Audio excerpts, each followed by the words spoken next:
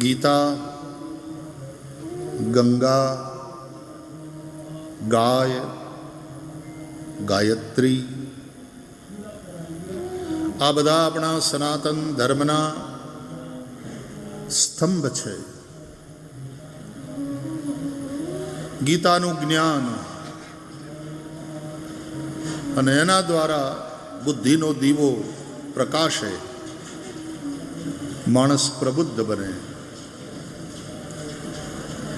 અને જ્ઞાનની જ્યોતિના અજવાળે નિરંતર કલ્યાણ તરફ આગળ વધે. એની જીવન યાત્રાને એ સફળ બનાવે. ગંગા આપણી સંસ્કૃતિ નદીઓના કિનારે ખીલી છે. સિંધુ હોય, ગંગા હોય કે અન્ય નદીઓ હોય, એના કિનારે માનવો વસ્યા, બીજા બધા જીવો, એને માટે પણ એ નદીઓનું પાણી એ જીવન છે.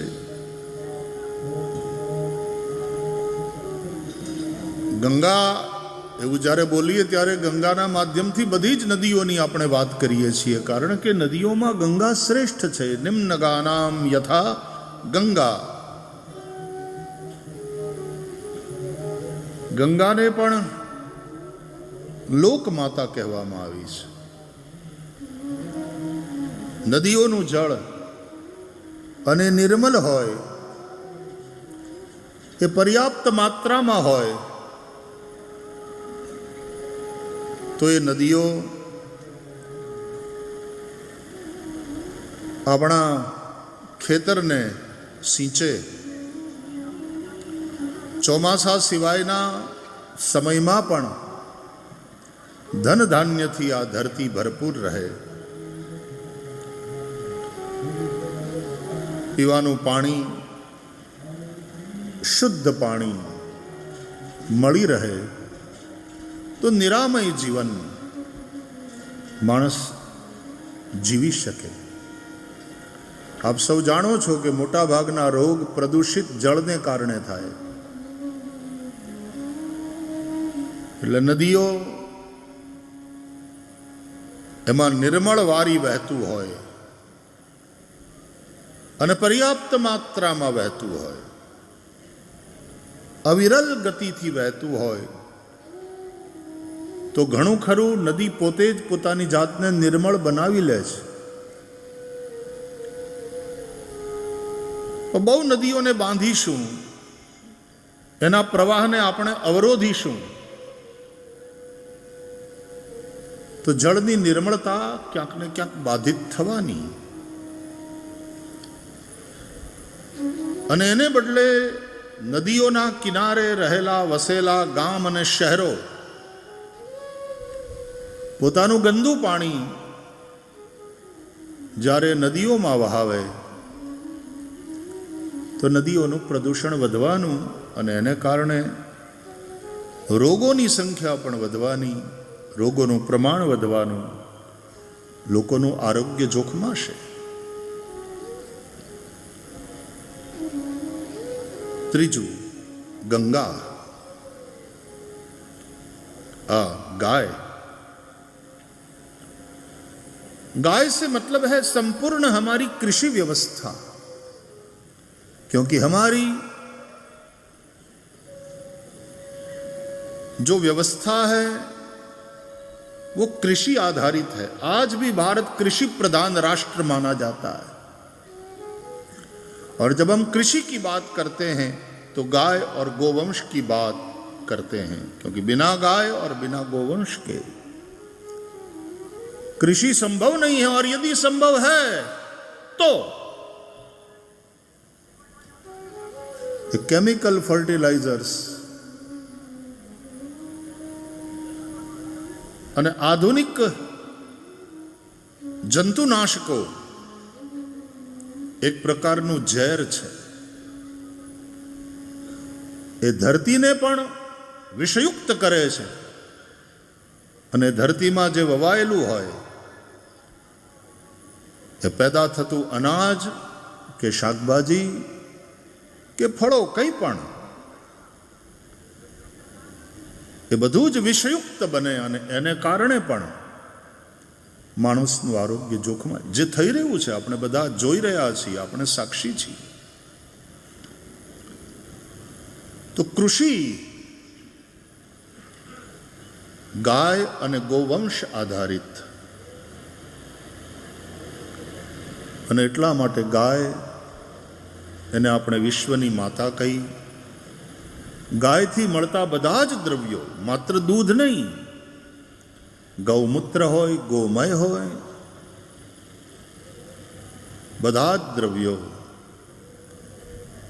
એને આપણે પવિત્ર અને બહુ મહત્વપૂર્ણ માન્યા છે. યજ્ઞ ગાય વગર થઈ જ ન શકે. જૂના જમાનામાં ઋષિઓ યજ્ઞ માટે થઈને એક ગાયને અલગ જ રાખતા. એ ગાયનું ઘી, એના દૂધ, દહીં, ઘી ઇત્યાદિથી બનેલું પંચામૃત, કારણ કે પંચામૃતમાં 5માંથી 3 વસ્તુ તો ગાયથી જ પ્રાપ્ત થાય છે. પછી સાકર અને મધ, એ બીજા 2 ઉમેરીએ એટલે પંચામૃત થાય. ગોમયથી યજ્ઞશાળાને લીપવી પડે.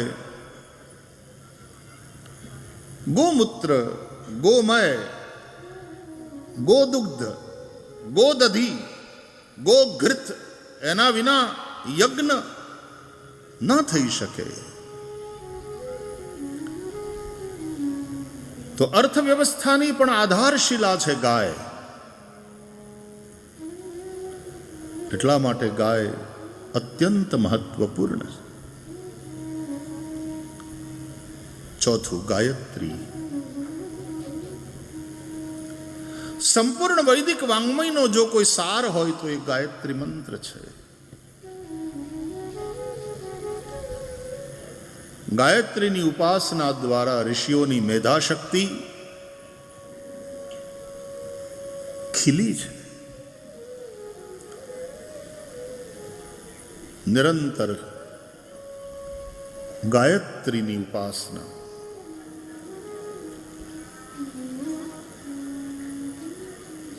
ત્રણેય વેદોમાં, વેદત્રયીમાં ગાયત્રી છે. તો એ જ્યાં ગાયત્રી મંત્ર છે તે એ વેદનો સાર છે. ગાયત્રીનું આટલું બધું મહત્વ છે. ગાનારની રક્ષા કરે છે એટલા માટે ગાયત્રી કહેવાય. અને એમાં જે સવિતાના ધ્યાનની વાત કરવામાં આવી, તત્સવિતુઃ વરેણ્યમ ભર્ગો દેવસ્ય ધીમહિ. અમે સવિતા દેવના શ્રેષ્ઠ તેજોમય સ્વરૂપનું ધ્યાન કરીએ છીએ. શા માટે? ધિયો યો નઃ પ્રચોદયાત. નઃ એટલે અમારી, ધિયઃ એટલે બુદ્ધિને, યહ જે પ્રચોદયાત પ્રેરિત કરે છે, પ્રકાશિત કરે છે. શુભમાં પ્રેરિત કરનાર, નિરંતર કલ્યાણના માર્ગે ચાલવાની પ્રેરણા આપનાર ગાયત્રી છે. એટલે ગાયત્રીની ઉપાસના ન હોય તો માણસ ભટકતો જ રહે, અથવા તો ગેરમાર્ગે જાય, ખોટા રસ્તે જાય. અમે એ સવિતા દેવના શ્રેષ્ઠ તેજોમય સ્વરૂપનું ધ્યાન કરીએ છીએ.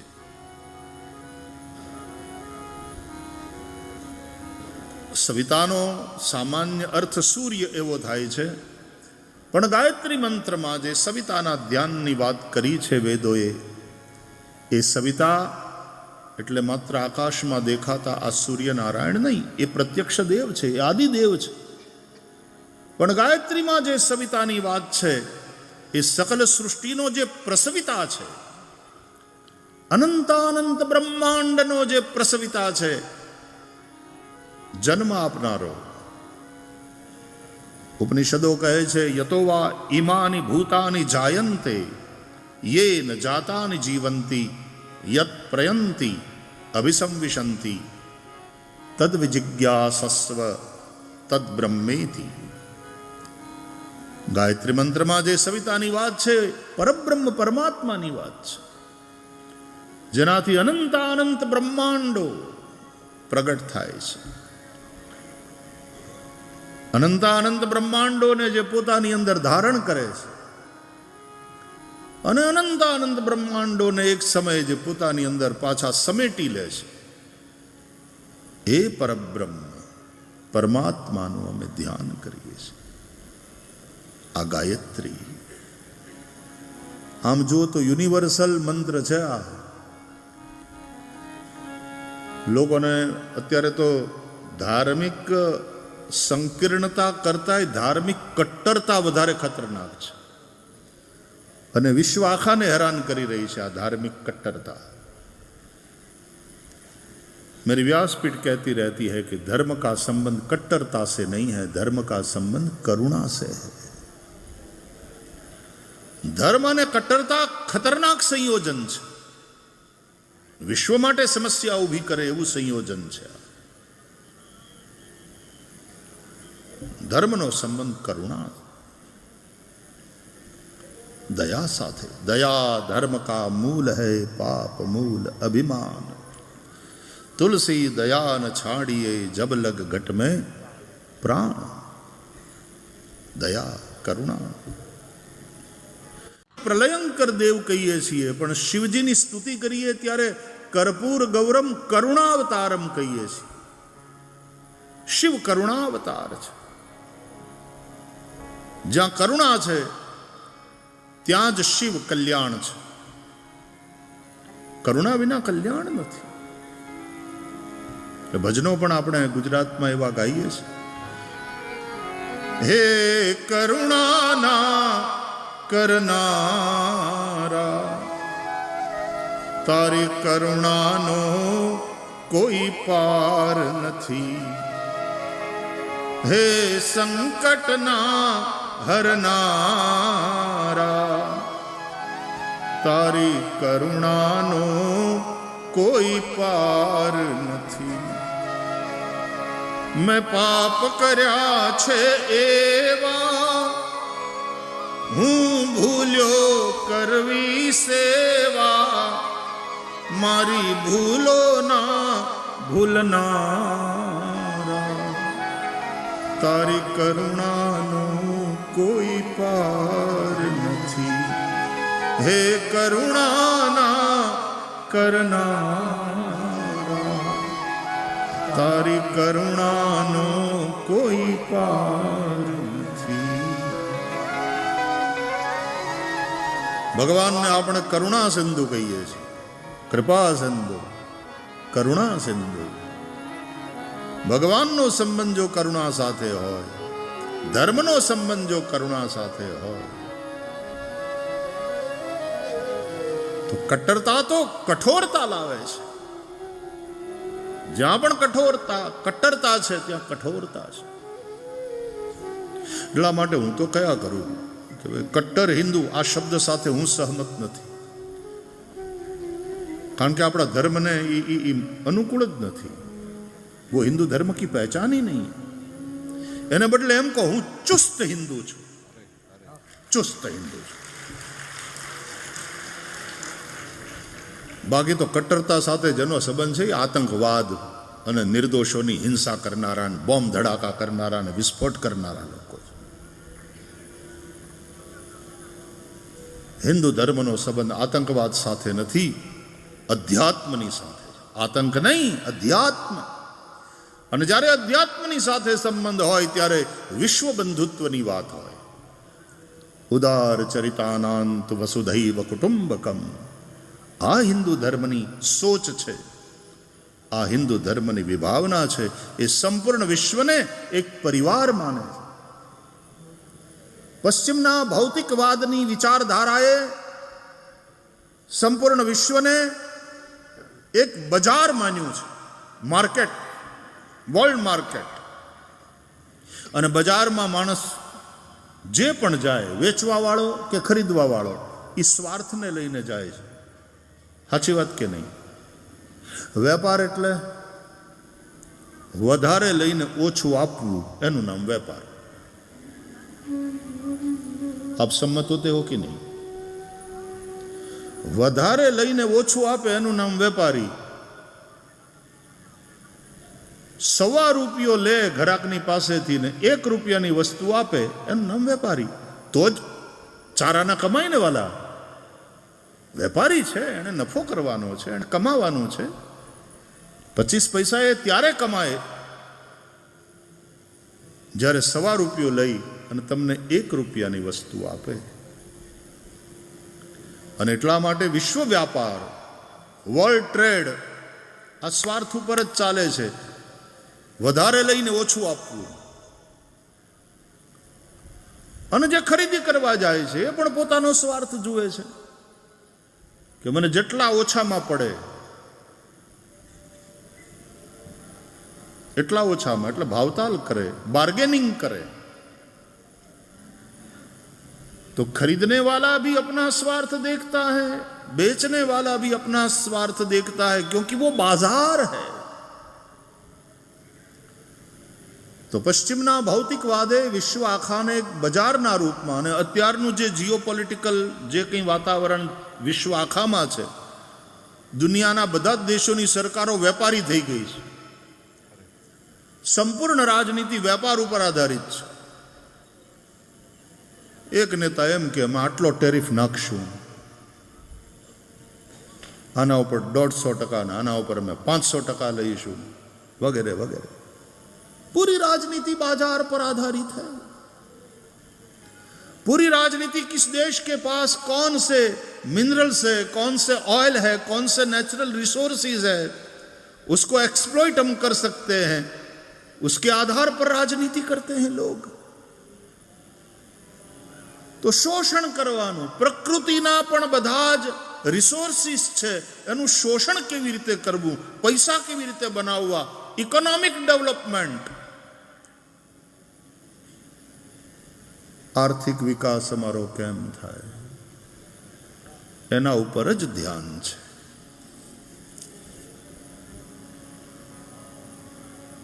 જ્યારે ભારતે, આ રાષ્ટ્રના ઋષિઓએ આપણને એક જે વિભાવના આપી છે, એ સનાતન ધર્મની વિભાવના વિશ્વને બજાર રૂપે નથી જોતી, એ વિશ્વને એક પરિવારના રૂપે જુએ છે. વસુધૈવ કુટુંબકમ, સંપૂર્ણ વસુધા એક પરિવાર છે. વિશ્વને એક વિલેજના રૂપમાં જુએ છે. ટેકનોલોજીનો એટલો બધો વિકાસ થયો છે, world has change into a global village. પણ એક ગામમાં પણ ઘણા બધા લોકો હોઈ શકે. લોકોની વચ્ચે કનેક્ટિવિટી વધે, સંવાદ વધે, ડિસ્ટન્સ ઘટે, લોકોના કામ ઝડપથી થાય, વધારે ચોકસાઈપૂર્વક થાય. આ બધી વાતને ટેકનોલોજી સુનિશ્ચિત કરે છે. અને એવું થઈ રહ્યું છે, એ વાત સારી વાત છે. પણ મારે કેટલાક પ્રશ્ન કરવા છે કે દૂર દૂરના લોકોની સાથે કનેક્ટ કરનારી આજની ટેકનોલોજી, આપણા ઇલેક્ટ્રોનિક ગેજેટ્સ, આપણા સેલ ફોન્સ, આપણા કમ્પ્યુટર, આપણું ઇન્ટરનેટ, દૂર દૂરના બધાની સાથે આપણને કનેક્ટ કરી આપે છે. પણ તમને નથી લાગતું કે ઘરના લોકોથી જ માણસ ધીરે ધીરે ડિસ્કનેક્ટ થતો જાય છે? તમારી આજુબાજુના છે એની સાથે વાત કરવાનો તમને ટાઈમ નથી. બાપને ટાઈમ નથી દીકરા સાથે બેસવાનો, છોકરાઓને ટાઈમ નથી દાદા દાદીની સાથે બેસવાનો, કોઈને ટાઈમ નથી. પેલું છે ને, ઓલા બેને કહ્યું, કામવાળી બેન આવતી, કે તું 2 દિવસ દેખાણી નહીં, આમ કીધા વગરની વહી જાય. એ કે મેડમ તમે મારું ફેસબુક ઉપર સ્ટેટસ અપડેટ હું કર્યા કરું, તમે ન જુઓ તો એમાં થોડો મારો વાંક છે. મેં મારું સ્ટેટસ અપડેટ કરેલું જ છે. Technology, global village, yes, they connect, but at the same time they disconnect from our own people. કારમાં 4 જણા બેઠા હોય, 4 જણા વાત કરતા હોય, પણ એકબીજા હારે નહીં, કોઈક બીજા હારે. નહીં તો એક સમય હતો કે કારની અંદર મીટિંગ થતી તો બહુ સારી થતી, કોઈ ડિસ્ટર્બન્સ જ નહીં. ટ્રેનમાં મીટિંગ કરી લેતા અમે, બહુ સારું રહેતું. કારમાં તો બહુ સારી મીટિંગ થાય. પણ હવે 4 જણા કારમાં બેઠા બેઠા વાત કરતા હોય, એકબીજા સાથે નહીં, કોઈક બીજા સાથે. એટલે પાછલી સીટ ઉપર બેઠો બેઠો વાત કરતો હોય તો આગલી સીટ વાળો કહે કે ના હું કીધું, તો કે ના ભાઈ તમને નહીં, હું તો ફોન ઉપર વાત કરું છું. એટલી બધી મિસઅન્ડરસ્ટેન્ડિંગ થાય. ટેકનોલોજી કનેક્ટ કરે છે, હા બરાબર. ઘરના નજીકના એનાથી ડિસ્કનેક્ટ કરે છે, એ પણ હકીકત છે. ટેકનોલોજીને કારણે કામ આમ ચપટી વગાડતામાં થાય છે, સમય બચે છે, વાત સાચી. તો કેમ તમારી પાસે સમય નથી? સમય બચવો જોઈએ, પણ અત્યારે જો કોઈની પાસે ટાઈમ નથી. અરે નિશાળમાં ભણતા છોકરાઓની પાસે ટાઈમ નથી. સવારથી માંડીને રાત સુધી એવા ટ્રેપમાં આવ્યા છે આપણે આધુનિક શિક્ષણના. આટલાથી આટલા વાગે સ્કૂલમાં જવાનું, ને આટલા વાગે આ ટ્યુશનના સર આવે, ને આટલા વાગે આ સર, ને એમાંય શહેરમાં તો પાછો આટલા વાગે કરાટે શીખવા જાય છે, આટલા વાગે સ્વિમિંગ શીખવા જાય છે. હે ભગવાન, છોકરાઓની પાસેથી એનું બાળપણ છીનવી લેવાનું પાપ કરી રહ્યા છીએ આપણે. એ બાળપણ જે છોકરાઓને પાછું ક્યારેય મળવાનું નથી, એ બાળપણના ઉપર આપણે કેટલો બોજો લાદી દીધો, કેટલું ટેન્શન, કેટલું તણાવયુક્ત કરી નાખ્યું બાળપણ આપણે. એને નિરાતે રમવાય દેતા નથી. અને જે કૃષ્ણની કથા આપણે સાંભળવાની છે ભાગવતમાં, 11 વર્ષ સુધી તો એ કૃષ્ણ નિશાળનું પગથિયું ચડ્યા નથી. એ ગાયુચારી ગોપાલ કૃષ્ણે વનમાં રમ્યા ભમ્યા, ગાયોચારી દુષ્ટ દાનવોનો સંહાર કર્યો. 11 વર્ષ સુધી ક્યાં ભણવા ગયા? એનો અર્થ હું એમ નથી કહેવા માંગતો કે 11 વર્ષ સુધી તમે સ્કૂલમાં બાળકને ન મોકલો, પણ આટલી ખાતરી આપો કે 11 વર્ષ સુધી નહીં મોકલો, તમારું છોકરું વાહે નહીં રહી જાય, એ પાક્કું.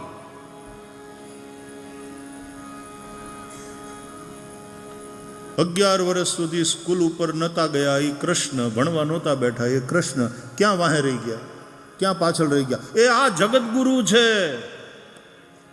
કૃષ્ણ જગતગુરુ છે. વસુદેવ સુતમ દેવમ કંસ ચાણૂર મર્દનમ દેવકી પરમાનંદમ કૃષ્ણમ વંદે, કૃષ્ણમ વંદે, કૃષ્ણમ વંદે. અને એણે ગાયેલી ગીતા, એની જયંતી આજે આપણે મનાવી રહ્યા છીએ. વાલા, આ ગીતા વૈશ્વિક ગ્રંથ છે. આખી ભગવદ્ ગીતા વાંચો, એક પણ જગ્યાએ હિન્દુ શબ્દ લખેલો નહીં જોવા મળે.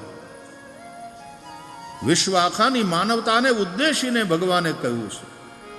આખી ભગવદ્ ગીતા વાંચો, એક પણ જગ્યાએ શ્રી કૃષ્ણ ઉવાચ નહીં મળે. શ્રી ભગવાન વાચ, ભગવત્તા બોલી છે, એ ઊંચાઈથી બોલી છે. અને બધાય ભગવાનના જ સંતાનો છે. ગમે તે દેશના હોય, ગમે તે જાતિના હોય, ગમે તે જ્ઞાતિના હોય, ગમે તે કોમના હોય, ગમે તે ઉપાસના પદ્ધતિ વાળા હોય. પ્રભુચી લેકુરે સારી તયાલા સર્વહી પ્યારી, મરાઠીમાં એક પદ છે. બધા જ ભગવાનના સંતાનો છે. પરમેશ્વર સૌનો પિતા છે. અને તેથી એ જે કહે છે એ વિશ્વ આખાના કલ્યાણ માટે કહે છે. કૃષ્ણ જગતગુરુ છે. ક્યાં પાછળ રહી ગયા શ્રી કૃષ્ણ? આપણે બુદ્ધિના વિકાસ ઉપર બહુ અત્યારે જોર દઈએ છીએ અને એનું પરિણામ એ નીકળ્યું કે છોકરાઓ સ્માર્ટ થતા જાય. વાત સાચી છે. આજથી 50 વર્ષ પહેલા 10 વર્ષના છોકરાની જે બુદ્ધિ હતી એના કરતા અત્યારના 10 વર્ષના છોકરાની બુદ્ધિ ક્યાંય ખીલેલી છે. વાત બરાબર, પણ એ બુદ્ધિ છે, એ જ્ઞાન નથી. આજથી 50 વર્ષ પહેલા 15 વર્ષના છોકરાની જે સોશિયલ મેચ્યોરિટી દેખાતી હતી, સામાજિક એક પરિપક્વતા, મારે સમાજમાં રહેવાનું છે, મારે મારા પરિવાર માટે કંઈક કરી છૂટવાનું છે, મારે મારા ગામ માટે કંઈક કરવાનું છે, અને એના માટેની પરિપક્વતા અને કમિટમેન્ટ એ વખતે જે હતું એ અત્યારે 30 વર્ષ સુધી ભણ્યા જ કરે ને પછી પાછા 10 વર્ષ મારું કરિયર, પેલા હું બરાબર સેટ થાઉં. સમાજ માટે કે રાષ્ટ્ર માટે વિચારવાનો જ ટાઈમ ના હોય, કારણ કે પોતે પોતાના જ સંઘર્ષમાં એટલો બધો બિઝી છે, રત છે, અને પછી આટલો તણાવમાં રહે એટલે પોતાનું એન્ટરટેનમેન્ટ, પોતાનું career, I want my space, આવું કહેતી થઈ છે આજની પેઢી. અને એના માટે પછી મા બાપ માટે સમય ન હોય એની પાસે, સમાજ માટે સમય ન હોય. ટેકનોલોજી આપણને ક્યાં મૂક્યા? આપણો સમય બચાવ્યો કે ટેકનોલોજી ખાઈ ગઈ? ભારતનો આમ નાગરિક અત્યારે આ ડેટા બધા સસ્તા થઈ ગયા છે એટલે 3-3.5 કલાક સોશિયલ મીડિયા ઉપર રહે છે. આની આ ટેકનોલોજી જે સમય બચાવી શકે એ આપણો સમય ખાઈ જાય છે. કોઈને માટે સમય નથી. ત્યારે આ ભાગવત કથા, આ ભગવદ્ ગીતા, આ સંદેશ આજે પણ આટલા જ પ્રસ્તુત છે, પ્રાસંગિક છે.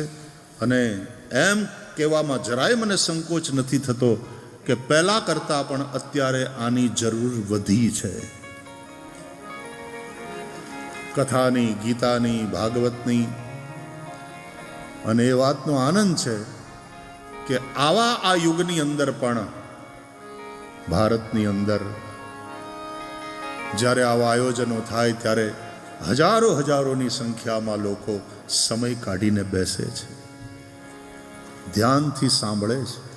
ગીતાનો જાદુ, ભગવાનના આ વચનોનો જાદુ હજી એવો ને એવો જ છે.